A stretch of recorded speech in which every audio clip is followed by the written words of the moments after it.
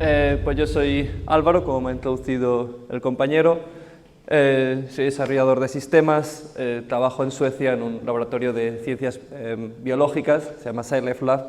Esencialmente, resumen rápido, lo que construimos es la infraestructura para que los científicos puedan hacer sus experimentos. Yo no trabajo en ciencia, simplemente nos llegan científicos, nos dicen queremos una plataforma para poder hacer estos experimentos, se la construimos, todo está corriendo en Kubernetes. Y pues obviamente la seguridad es muy importante en este contexto porque muchas veces se trata de información, experimentos que han hecho con personas humanas, datos confidenciales, pues que tienen que estar bien cifrados. Entonces la seguridad es un tema muy importante. Este va a ser un poco la agenda de la presentación. Voy a introducir primero brevemente ciertos conceptos. También voy a introducir lo que me refiero ahí con bucle interno y externo. Lo vais a entender más adelante y bueno, y terminaré dando otras herramientas y temas que no entran en los dos primeros capítulos, pero que también considero relevante comentar. Vale, primero, unas asunciones generales. No sabía bien a qué nivel enfocar esta charla. Igual la he enfocado a un nivel un poco más intermedio, por así decirlo, entonces lo dejo ahí por escrito.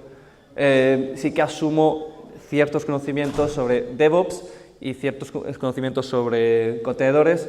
Lo voy a intentar explicar porque creo que el público es un poco más estudiante, que queda al menos ahora.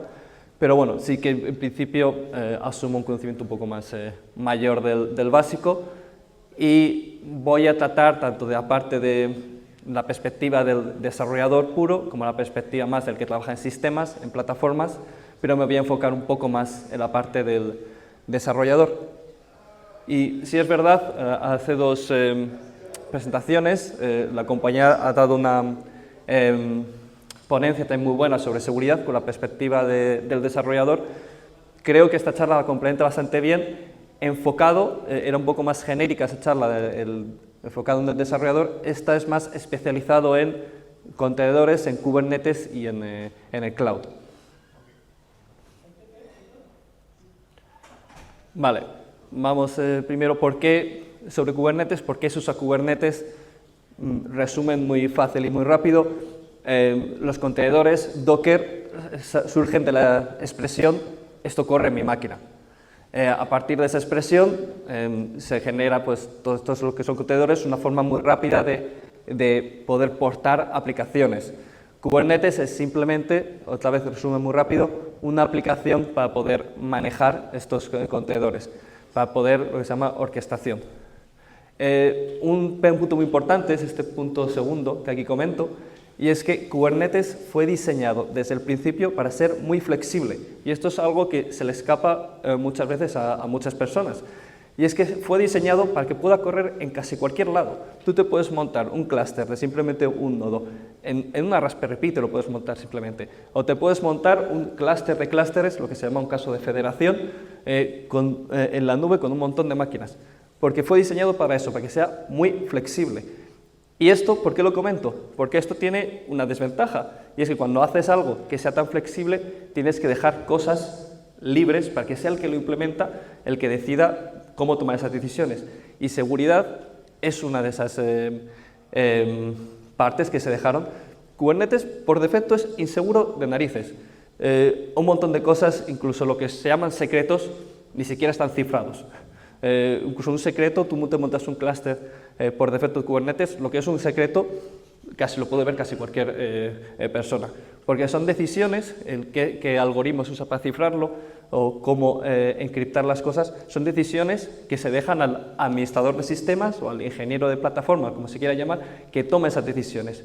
Y es un punto muy importante, y voy a volver a ello más adelante, en que la idea de Kubernetes es que sea flexible, que se pueda montar en cualquier lado y que diferentes personas se puedan montar sus diferentes versiones de Kubernetes.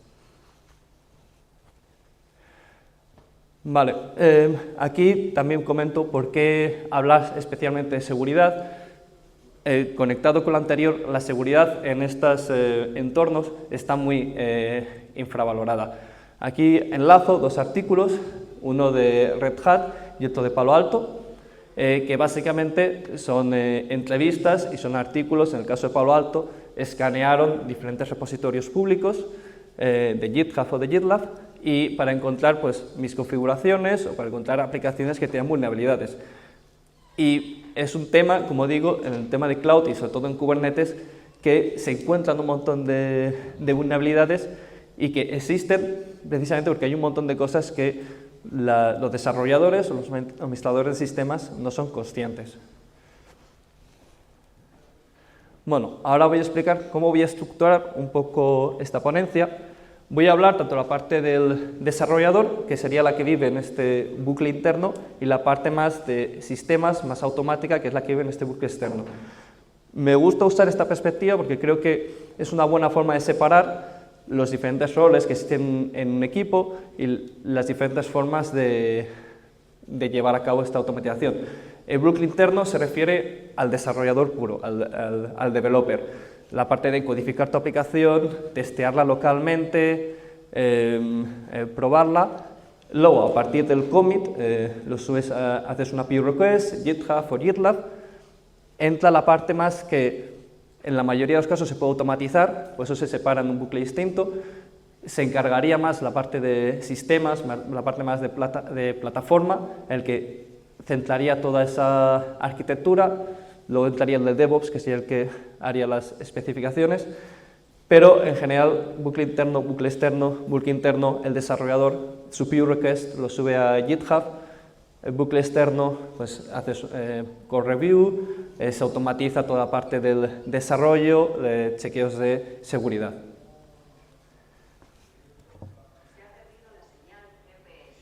Bueno, alguien está muy perdido.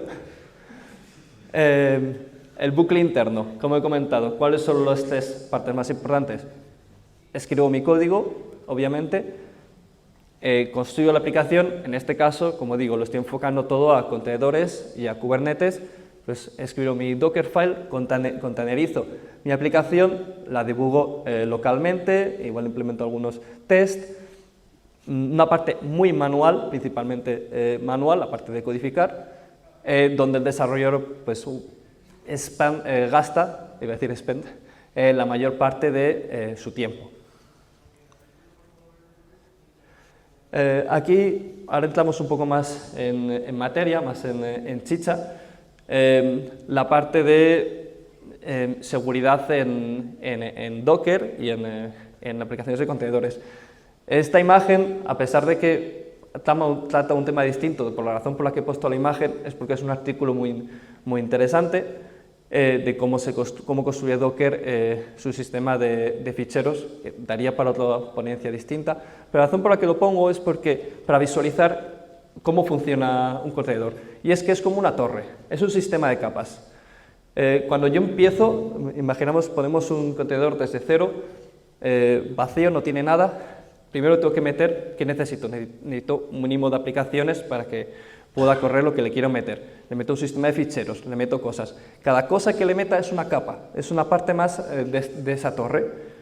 Y la parte que va a correr cuando yo corro la aplicación es la última. Es importante entenderlo porque hay un par de conceptos clave. Y es que los contenedores funcionan con un sistema de caché. ¿Qué significa? Que si yo hago un cambio a esta capa, estas dos primeras se van a mantener iguales. Eso va a hacer que la próxima vez que construya esta imagen va a ser muchísimo más rápido. Por lo tanto, es muy importante para temas de eficiencia saber cómo colocar nuestras instrucciones. Hay ciertas herramientas para escanear vulnerabilidades. Se ha hablado aquí anteriormente de las CVE, es una base de datos en las que se mantienen todas las vulnerabilidades que se han descubierto. En el caso de contenedores es Triby, la aplicación más importante. También Snyk se usa mucho, pero principalmente la que mayor vais a ver es Triby. ¿Cómo funcionan estas aplicaciones? Esencialmente escanean el contenedor o la imagen, escanean el sistema de ficheros para buscar si hay alguna versión de los paquetes que tiene que se corresponda con alguna vulnerabilidad descubierta. Y me dice, estás usando una versión de Python o de pip que es vulnerable porque es de hace 5 años. Como comenta, esto es cómo funciona Triby. más o menos este sería el comando que usarías, imagen, la versión y la imagen, y como ves me genera un reporte del tipo de vulnerabilidades. Como digo, es importante recordar, escanean el sistema de ficheros del contenedor que estoy usando. Y aquí entramos en cómo optimizar estas imágenes. Esta diapositiva es sacada de otra presentación que hice de manera interna en la empresa de cómo construir aplicaciones más seguras. Esta es un poco la aplicación que resumía todo. Lo más importante que voy a mencionar ahora son estas tres primeras puntos, y es, recordemos cómo funcionaba este sistema de capas. Hay diferentes formas en que podemos optimizar esto, hacer uso de este sistema de capas y de caché para optimizarlo. Y es que si hay dos comandos, por ejemplo, que yo sé que van a correr siempre juntos, si los encadeno se van a formar una sola capa, en vez de formarme dos distintas. Por ejemplo, cada vez que voy a instalar una aplicación, primero voy a tener que hacer un apt update y después un get install. Otro tema es, para hacer bien uso de este sistema de caché, hay otro concepto en Docker que se llama multi-states, no sé cómo traducirlo, pero bueno, multi-states builds. ¿Esto qué significa? Es un concepto muy interesante también en Docker, y es que hemos hablado antes de la torre que yo construyo cada vez que hago una capa. Hay una forma en la que yo he construido mi torre, que le he puesto, he instalado las librerías que quiero instalar, he compilado mi programa, y esta es la torre que tengo. Ahora digo, voy a empezar otra torre de cero, sin ninguna de estas cosas que he instalado, que realmente no las necesito para correr mi aplicación, simplemente eran dependencias que yo necesitaba para compilar mi programa. Voy a ignorar todas ellas y voy a simplemente copiar la aplicación ya compilada, lista para correr, la voy a copiar a mi nueva torre, que solo va a tener dos capas. Esto es algo que podemos hacer, se llama multi-stage builds, y es muy importante porque hemos reducido considerablemente el tamaño. Hemos pasado de una torre que era así a una torre que ahora es así. ¿Y por qué es importante y por qué conecta con el tema de seguridad? Porque cuantas menos cosas tengamos en nuestro contenedor, más seguro va a ser. Por eso también el último punto, que es al final de todo, antes de correr, borrar cosas que realmente no vayamos a usar. Cuanta menos mierda tengamos en nuestro contenedor, más seguro lo vamos a tener. Aquí un par de ejemplos prácticos de estos conceptos. Es un ejemplo de este sistema de caché que comentaba con las imágenes. Es simplemente un Dockerfile muy sencillo de una aplicación en C. En el primer caso, pues primero importo mi aplicación en C, mi Hello World en C, y después instalo las librerías que yo necesito para compilar. Instalo el GCC, que es el que necesito para compilar mi aplicación. Y en el segundo caso, primero instalo el GCC y luego copio la aplicación. ¿Qué es lo que sucede? La primera vez que lo corra, las dos van a ser iguales. Pero la segunda vez que lo corra, cuando haya actualizado mi programa de Hello World, en el primer caso, como la primera capa es importar este Hello World, esa primera capa ha cambiado, afecta a todas las que arriba. Porque así es como funciona el sistema de capas. Se han cacheado de abajo a arriba. Si yo cambio la de abajo, todas las subsecuentes se van a cambiar. En el segundo caso, como está invertido y como yo sé, porque yo conozco la aplicación, yo sé que es más probable que cambie esto a que cambie esto, pues tanto lo pongo más abajo, reduzco en este caso es un montón, porque instalar estas librerías pues, conlleva tiempo. Entonces reduzco básicamente de 1 minuto a 1 segundo cada vez que lo quiero construir. Es una forma de hacerlas más eficientes. Y aquí es un ejemplo de este multi-stage builds que comentaba, que es simplemente, la sintaxis es muy similar, vuelvo a hacer el from que hacía al principio cuando construyo mi Dockerfile y copio de la etapa anterior simplemente el archivo que quiero. En este caso, pues el tamaño también se reduce porque no tenemos todas estas librerías que hemos introducido. Y aquí esto, realmente si sigues esta línea de pensamiento, comentaba, cuantas menos cosas tengamos, mejor. Solo necesito las cosas que realmente necesite mi aplicación para funcionar. Quizás alguno, no sé si hay alguno aquí que trabaje con esto, va a saber a dónde voy a llegar, pero si seguís esta línea de pensamiento, puedo decir, oye, ¿realmente qué necesito para correr mi aplicación? Realmente, si en este caso, por ejemplo en C, si yo compilo esta aplicación con el flag que me permite incluir en mi binario las librerías exactas que necesito, realmente no necesito nada para correr mi aplicación, simplemente meterla y que corra. Esta línea de pensamiento se llama lo que se conoce como dístoles, que son imágenes que básicamente no tienen nada, no tienen ni siquiera una shell, por lo tanto son muy difíciles de debuguear. No voy a entrar mucho en detalle en eso porque realmente requeriría su charla completamente aparte, hablar de dístoles, pero sí que es un concepto importante de mencionar porque si entráis al mundo de contenedores, al mundo de Kubernetes, lo vais a ver eventualmente. Las imágenes dístoles son imágenes que no tienen nada, simplemente tienen lo mínimo necesario para funcionar. Tienen algunas desventajas y es que, como imaginaréis, si solamente tienen lo mínimo para funcionar, para debuguearlas, en el caso de que haya un problema, suele ser bastante complicado. En Kubernetes existe un objeto que se llama Ephemeral Containers, que creo que estaba en beta y en alfa hasta hace poco, creo que ahora ha sido la nueva versión, creo que es la que lo introduce definitivamente en producción, que es específicamente para debuguear ese tipo de contenedores.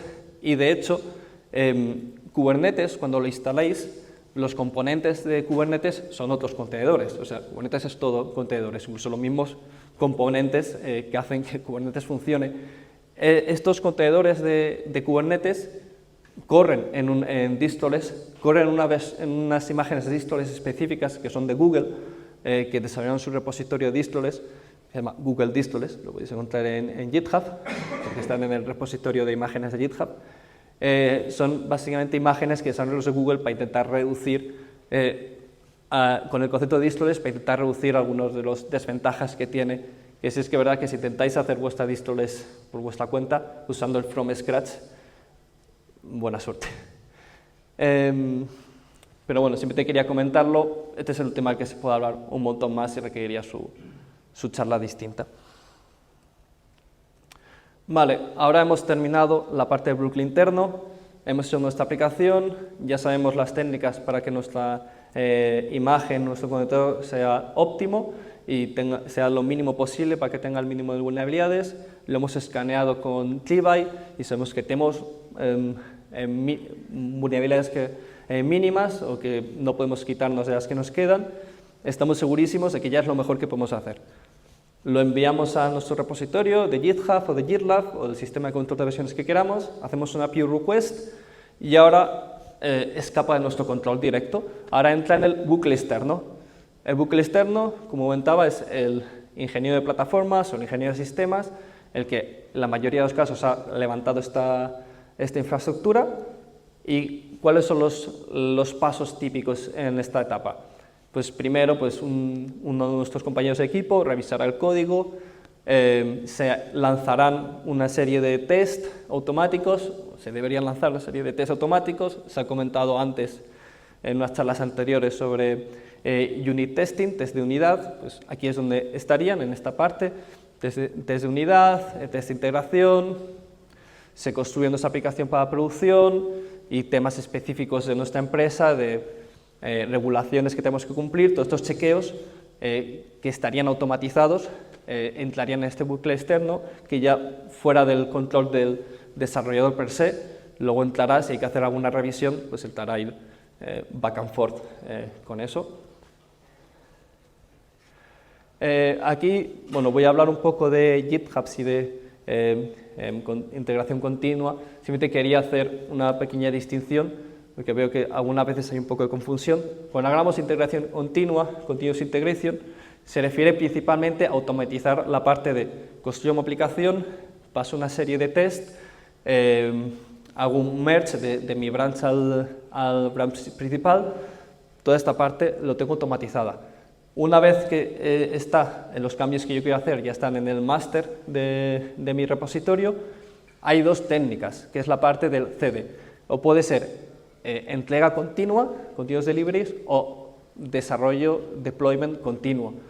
La diferencia principal es que en el caso de continuous deployment, yo no me encargo de nada, automáticamente se envía a producción. Automáticamente, digamos, cada mes se corre una pipeline o una acción de GitHub que automáticamente actualiza la imagen y sube el producto a producción.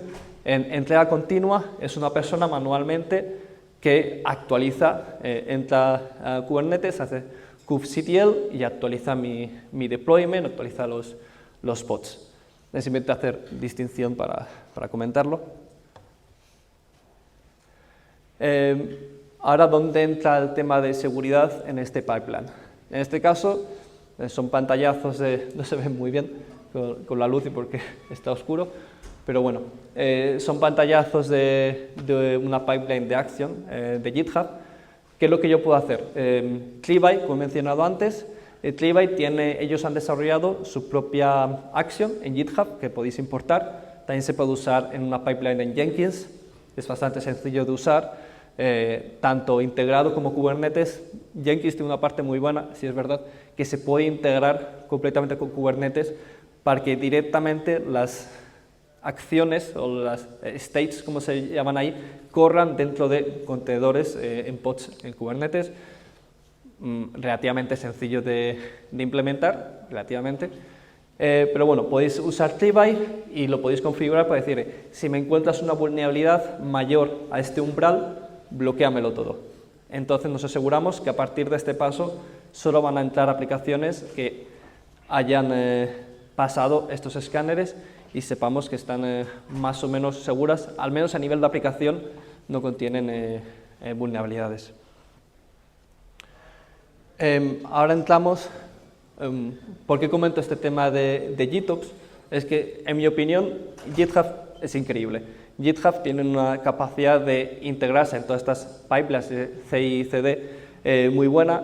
Lo comento brevemente porque voy a hablar de ello más adelante y lo voy a conectar más adelante. Pero, por ejemplo, una vez que hemos pasado estos escáneres, cómo podemos automatizar esta parte de desarrollar, de empujar a producción, es que podemos integrar con una herramienta como Argo CD, se conecta con nuestro clúster. Entonces lo que está haciendo es escanear continuamente nuestro clúster.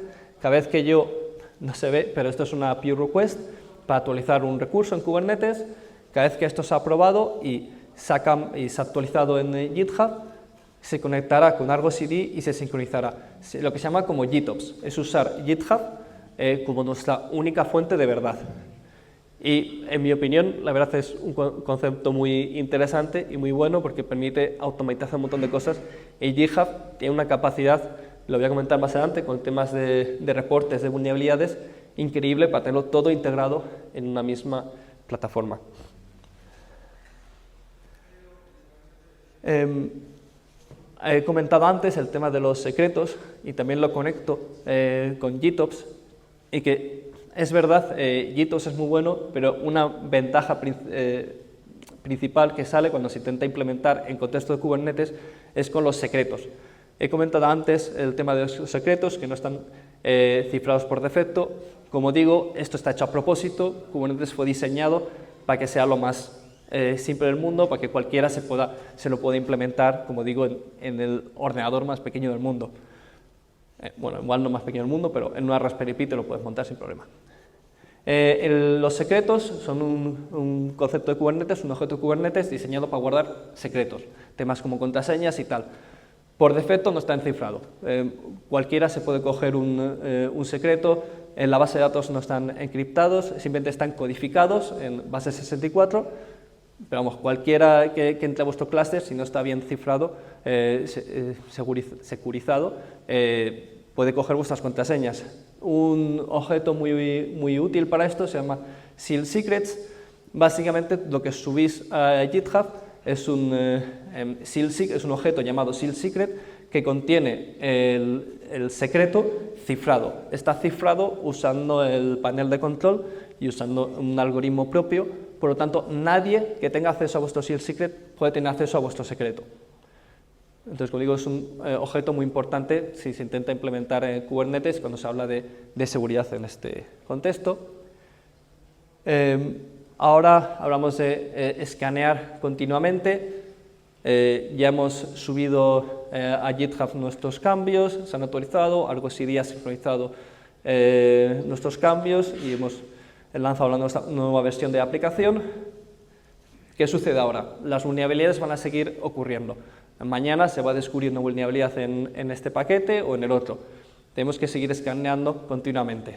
Para eso, comento otra vez, no se ve otra vez, pero esto es una captura de pantalla de GitHub.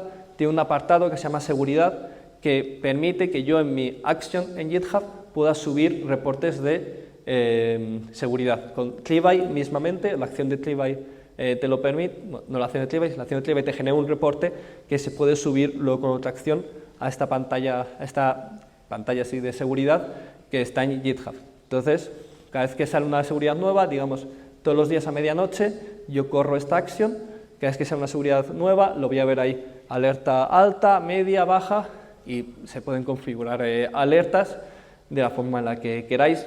En nuestro caso, por ejemplo, tenemos las alertas configuradas con un bot de Slack propio que tenemos, entonces cada vez que salen ciertas flags, en este caso nuevas alertas o alertas en la aplicación, en los logs, nos envía un mensaje por Slack. Todo esto se puede configurar, pero como digo, la parte de GitOps, la parte de tener GitHub como fuente única de la verdad, es increíble con esto. Escáner continuo. Vale, ahora he hablado de toda esta parte, desde hacer la aplicación, la hemos subido, y la parte de sincronizar el proceso de deployment. Me he dejado ciertos temas que no encajaban directamente en el enfoque de bucle interno y externo, al menos no si salíme muchísimo del tema. Simplemente hay otros que quiero comentar. Cuando se habla de seguridad en estos contextos, como digo, Kubernetes, por la misma razón por la que fue diseñado, es muy inseguro, e incluso los contenedores tienen muchas configuraciones por defecto que también son muy inseguras. Por defecto un contenedor te va a correr como root, lo que implica que si tu aplicación está comprometida y alguien tiene acceso a tu contenedor, puede eventualmente tener acceso al sistema en el que corre debajo. Pods es el concepto en el que agrupa Kubernetes los contenedores. Por defecto todos los recursos pueden hablar unos con los otros, por lo tanto hay que definir políticas de networking. Temas con la Service Account Tokens. Por defecto también Kubernetes te monta un token con el que puedes interactuar con la API. En este caso la captura de pantalla es un Jupyter Notebook que me levanté en Kubernetes y simplemente con un par de comandos puedo tener acceso al token con el que está corriendo ese contenedor, con el que interactúa con Kubernetes. O sea, si vosotros levantáis un Jupyter Notebook para alguien, sois un desarrollador de sistemas y se habéis levantado para alguien que os lo ha pedido, con hacer un par de comandos ya puede tener acceso directo al clúster. Todo esto, perdón, la garganta, perdón. Todos estos temas, hay una perdón por la voz. La mayoría de estos conceptos podéis ser... gracias. Bueno, un segundo.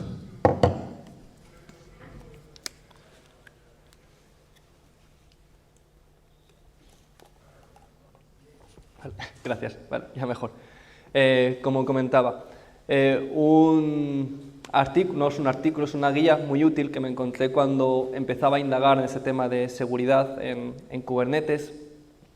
Es esta guía desarrollada por la NSA de Estados Unidos. La razón es muy simple. Se dieron cuenta, el agente de la NSA o quien sea en Estados Unidos se dieron cuenta de que muchas de las agencias de ese país estaban usando Kubernetes y se dieron cuenta de este problema, que Kubernetes es bastante inseguro por defecto. Entonces dijeron, vamos a hacer una guía para que todas las agencias que quieran usarlo al menos adhieran a un mínimo de seguridad. Es un documento muy interesante, creo que la última versión es de 2022, pero creo que se actualiza cada pocos años. Recomiendo bastante, si os interesa esto, echenle un ojo, porque comenta temas muy interesantes y muchos de los temas que he comentado, de seguridad en la imagen base, de estos temas de que por defecto las imágenes corren como root, como administrador, lo comentan allí y es un documento muy interesante para leer sobre este tema.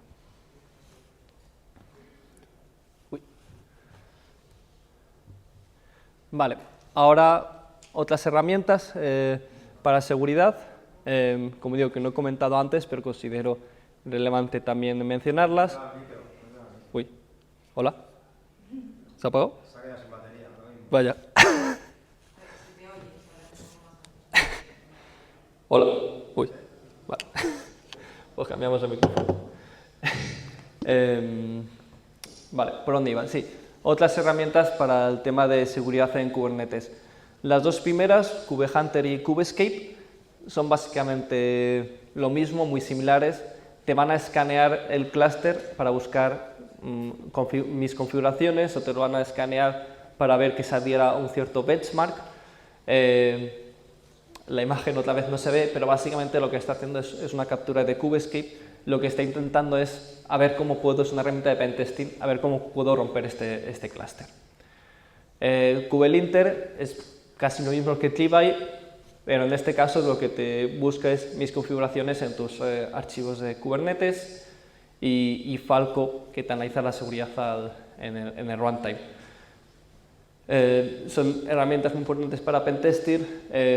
Otra vez, si estáis haciendo temas de Kubernetes, recomiendo tenerlas instaladas para aseguraros de que vuestro clúster están seguros. Y finalmente quiero comentar de que uno de los temas que me encanta de Kubernetes y los que me encanta de trabajar con esta herramienta es la comunidad que hay detrás. En el caso de Kubernetes, la principal asociación que hay detrás es la Cloud Native Foundation. Y por lo que me encanta, pero creo que la comunidad en esto es increíble, porque hay un montón de proyectos detrás que tienen su enfoque en solventar otros problemas en Kubernetes. En el caso de esta captura, es otra vez conecto al principio. Kubernetes por defecto fue diseñado para que sea lo más simple del mundo, pero es que también permite la Cloud Native Foundation, que es la que Kubernetes es código abierto y la Cloud Native es una ONG, pero es la asociación que más o menos se encarga de mantener Kubernetes, permite que diferentes organizaciones, no tienen por qué ser código abierto, puede ser una empresa privada, desarrollen sus versiones de Kubernetes y si pasan una serie de test, es considerado una implementación, una distribución de Kubernetes válida. Y ya hay distribuciones de Kubernetes que han dicho, vamos a intentar hacerlo lo más seguro que podamos. En el caso, por ejemplo, Elasticsearch es una de ellas. Rancher, están estas dos, Erkia y Rancher, creo que esta es la que viene ahora, en plan, esta es la más moderna, esta es la que había antes, pero son distribuciones también enfocadas en seguridad. Obviamente Red Hat, casi todo su negocio es seguridad, como habéis escuchado antes, pero son distribuciones, como digo, solo las he marcado porque en esta charla he hablado principalmente de seguridad, pero y no son todas, hay muchas más distribuciones que no están en esta imagen, pero son enfocadas de una forma u otra a solventar Kubernetes en diferentes facetas que le falta. Como digo, intencionadamente, toda esta comunidad se ha desarrollado intencionadamente porque es la razón por la que se hizo Kubernetes, que sea lo más simple del mundo. Y si entráis a la página de la Cloud Native Foundation, no solo podéis encontrar todas las distribuciones de Kubernetes, sino un montón de proyectos que también, sin llegar a ser una distribución completa, simplemente son proyectos. El Seal Secret creo que es un proyecto de la Cloud Native Foundation que se enfocan en añadir una funcionalidad específica a Kubernetes y son, como digo, todo es open source.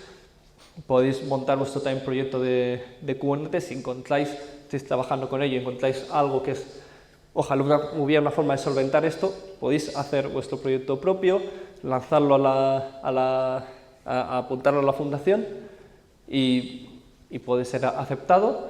Y como digo, es una comunidad enorme, hay un montón de proyectos detrás y si entráis en la página web vais a encontrar un montón. El tema de seguridad, hay un montón de proyectos relacionados y no solo con eso, sino con otro montón de temas. Considero que es una herramienta que se va a seguir usando por la simplicidad, porque los contenedores tienen una salieron por una razón específica. Al principio comentaba una sobresimplificación, pero solucionan un problema no específico, sino solucionando un problema que era bastante tedioso en su momento, y la tecnología de los contenedores se va a seguir usando. Kubernetes a día de hoy es la tecnología de facto para orquestar contenedores, y como digo, la comunidad que hay detrás es increíble, y bueno, recomiendo echar un ojo porque considero que en todo el tema de cloud va a seguir usándolo. Y ya está, creo que voy bastante bien de tiempo.